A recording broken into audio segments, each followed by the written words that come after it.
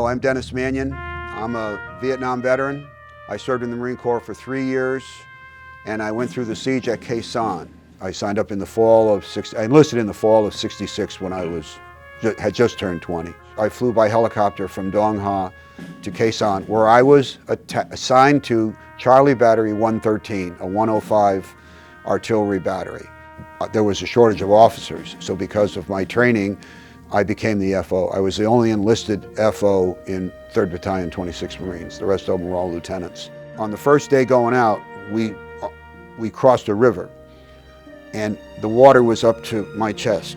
And I thought, Jesus, this is like World War II. This is the Army and Marines going across a river, everybody holding their rifles up and not paying attention to the fact that all your gear's getting wet. You know, they had field showers set up, just wooden platforms with 55-gallon drums up on top with a hole in the bottom and a cork, and you'd step under one of those barrels, pull the cork, completely get wet, step out to the side while the next guy got in, soap up, then get back in and rinse off. And that was the last week of '67 when I took one of those field showers.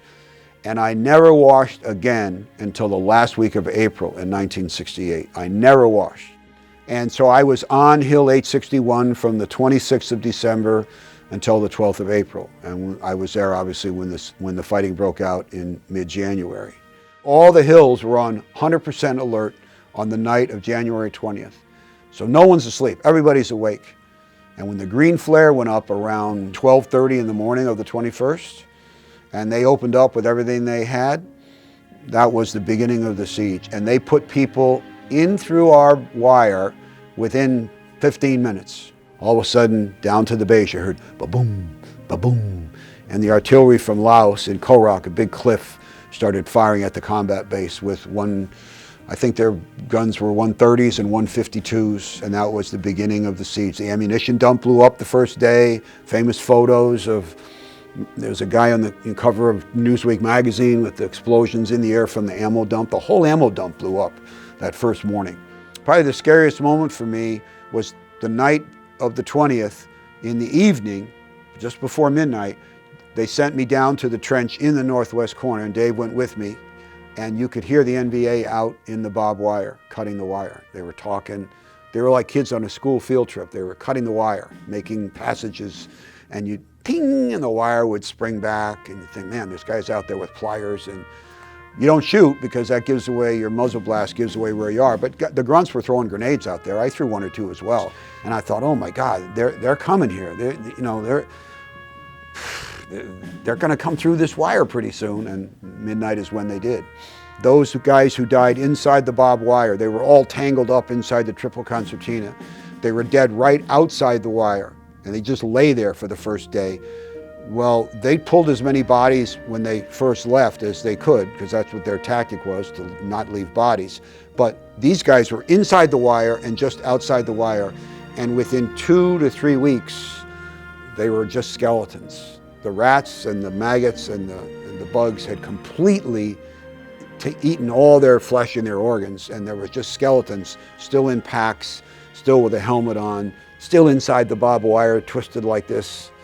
And all of a sudden, we heard boom, boom, and people are yelling, incoming, incoming. And it was my first time. It's like hearing 4th of July fireworks, the big ones that kick way up, that boom.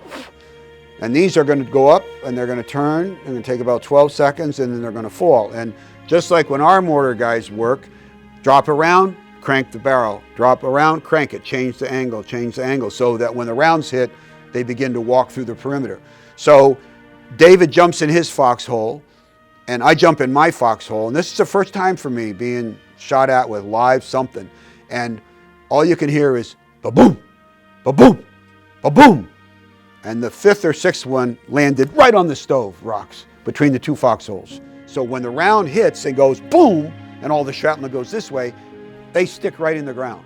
In the little, it doesn't make a big hole. And I picked it up, and it was still hot, and I was bouncing it in my hands.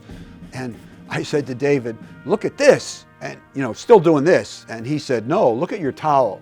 I went over and I took the towel off, and it's got hundreds of holes in it, hundreds of holes. And that is 1 degree out of 360 degrees where the tower was, or 2 degrees maybe, and only that angle off the ground. And it's filled, hundreds of holes in it. That shrapnel goes in, it's flat and up and out, and that's the major cause of death to soldiers in combat. It's not bullets, it's shrapnel. We were lifted by helicopter on the 12th of April to 881 South. We were getting ready to lift, and they were taking us to the combat base from 881 South and from where we were on this. And we know we're leaving Khe Sanh. We're only going to be there for a couple more days. We're getting relieved, and we're done with the place.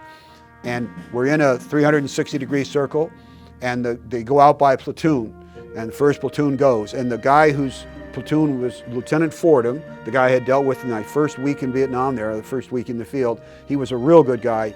He and I were next to each other, and his group had LZ security, so they're going to be on the last helicopter out, and I'm going to be on the second to last helicopter out, and we're laying in the dirt next to one another. He and I used to exchange books. We talked Texas football, Notre Dame football. He went to Baylor. And then I'm getting up. The third helicopter comes in to land. It's a 46, so you're going to go the back ramp and come in. And as I start to get up, he reaches and he squeezes my hand. He says, "Good luck, I'll see you at the base." And then I get on my helicopter. It starts to lift off. The next helicopter is approaching, and Lieutenant Fordham is up, and his guys are all moving as we're leaving. I don't witness this, I just know that's how it happens. I'm down at the base 4 minutes later, 5 minutes later at the airstrip. We get off, we go in the trenches, we're waiting for this last part of the platoon or the company to come in. Who comes down the ramp? A bunch of Marines carrying 5 dead Marines. One of them is Lieutenant Fordham. The rounds were adjusted, and they hit right at the ramp of the helicopter as he was getting his guys on board.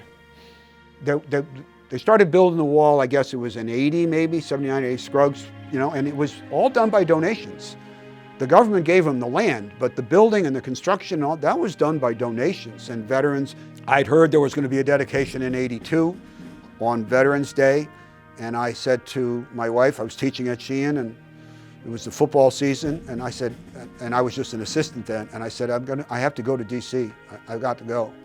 She said, "Why? You don't belong to any organization." And I said, "No, I got to go. I feel like I need to go." And they had put out a thing where it was in the newspaper. If you wanted to read names, they were going to read them over a 4-day period, all 58,000 names at the National Cathedral. I got in my car and I drove to the wall, and it was dark. Guys were using flashlights or cigarette lighters to look for names. Nothing was paved, it was just all grass. There were no lights in the ground. But I knew that someone said, "Well, there's a directory over there." So I went to, and I looked Fordham's name up. And then somebody said, "You looking for a name?" And I said, "Yeah, I am. I'm looking for a bunch, but this is the one I want to." And so he helped me, and he held out a cigarette lighter, and there it was, Benjamin Fordham. And I thanked him. And he said, "Anytime, I'll be around." And then I didn't kneel down, I fell down onto my knees. I put my head down and I cried. I mean, it brought it all back to think his name was there. And it was staggering, really. I felt I needed to be there. The original wall in 82 really changed the country because a lot of veterans were opposed to it. They thought it was just a big, ugly gash in the earth, and there were no statues, there was not even a flag then. But once it was dedicated, it's one of the most visited sites in DC. This is a way to say thank you to a generation of soldiers who died in Vietnam. And it's really gratifying, and I'm happy to be part of it. The Vietnam Traveling Memorial Wall will be displayed in Cheshire, Connecticut at Bartlam Park from June 1st to the 5th. For more details, go to bcofthebrave.org.